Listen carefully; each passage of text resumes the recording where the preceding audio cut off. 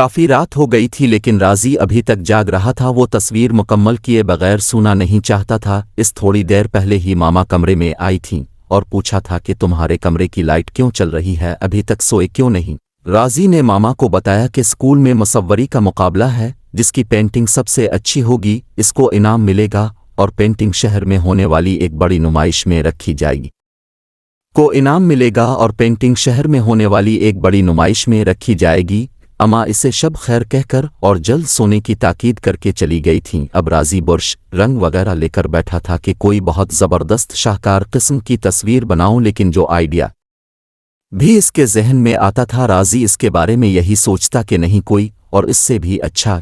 अब रात गहरी हो गई। राजी ने सोचा कि वो तस्वीर बनाना शुरू करता है, आइडियाज़ साथ साथ आते जाएंगे। अचानक ही इसे याद आया कि आज शाम को पार्क से आते हुए इसे सड़क पर गिरा हुआ एक शनाख्ती कार्ड मिला था। इसने अपने दोस्तों को दिखाया कि कहीं उनके बाबा का तो नहीं है, लेकिन सब ने कहा कि नहीं उनके वालिद का नहीं है। एक दोस्त ने कहा कि कहीं उनके बाबा का तो नहीं है, लेकिन सब ने कहा कि नहीं उनके वालिद का नहीं है। एक दोस्त ने कहा कि इस शनाख्ती कार्ड पर जिस अंकल की तस्वीर है वो गैर मुल्की लग रहे हैं। एक दोस्त ने कहा कि इन अंकल का हेयर स्टाइल बहुत प्यारा है। राजी को आइडियाज़ आया कि शनाख्ती कार्ड पर जिस अंकल की तस्वीर है वही बना लेता हूँ। उसने शनाख्ती कार्ड पर देख देख कर बहुत ज़बरदस्त पेंटिंग तैयार कर ली। रंगों का इस्तेमाल बहुत अच्छा किया और अंकल के हेयर स्टाइल को बहुत अच्छा पेंट किया और तस्वीर पर कैप्शन दिया नामालूम दोस्त।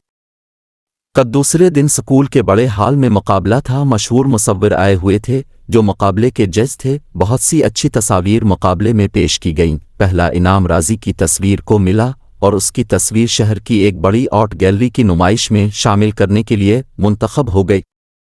3 दिन आर्ट गैलरी में तस्वीर की नुमाइश थी। राजी अपने मामा पापा के साथ वहां मौजूद था। वो सब लोगों के तबसरे सुन रहा था जो उसकी तस्वीर पर कर रहे थे। सब लोग इसकी बनाई हुई तस्वीर की तारीफ कर रहे थे।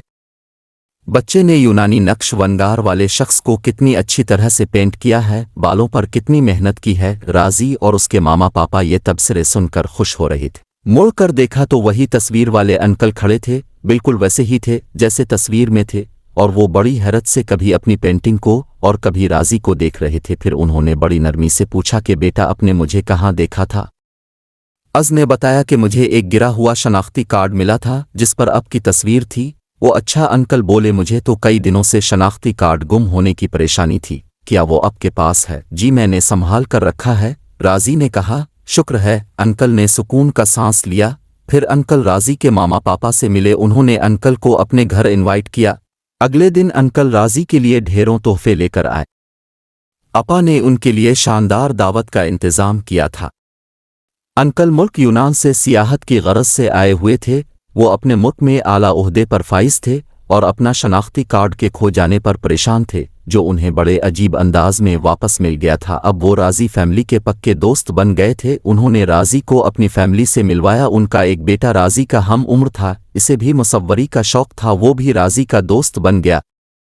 राजी के पापा ने सियाहत की कई ऐसी जगहों का उन्हें बताया जिन्हें वो नहीं जानते थे। वो कहते थे पाकिस्तान बहुत खूबसूरत मुल्क है। जब अंकल और उसकी फैमिली का यूनान वापस जाने का वक्त आया तो राजी बहुत आदास हुआ, लेकिन अंकल ने कुछ अरसा बाद ही उन सब को यूनान की सियाहत के लिए बुलवाया। राजी और उसके मामा पापा को यूनान बहुत पसंद आया। अब राजी और अंकल फैमिली की दोस्ती बहुत पुरानी हो गई थी। इस बात को काफ़ी अरसा गुजर गया था। राजी डॉक्टर बन चुका था और उसकी शादी अंकल की बेटी मरियाना से हो चुकी थी। वो दोनों बहुत खुश थे, हंसी खुशी जिंदगी गुजार रहे थे, लेकिन कभी कभी इनमें हल्की फुल्की लड़ाई हो जाती थी और इन दोनों को गुस्से में ये कहना ना भूलता था कि काश मुझे सड़क पर पड़ा हुआ शनाख्ती कार्ड ना मिलता। या फिर मरियाना कहती काश आपको मेरे पापा का शनाख्ती कार्ड ना मिलता। इस पर दोनों को हंसी आ जाती और लड़ाई खत्म हो जाती।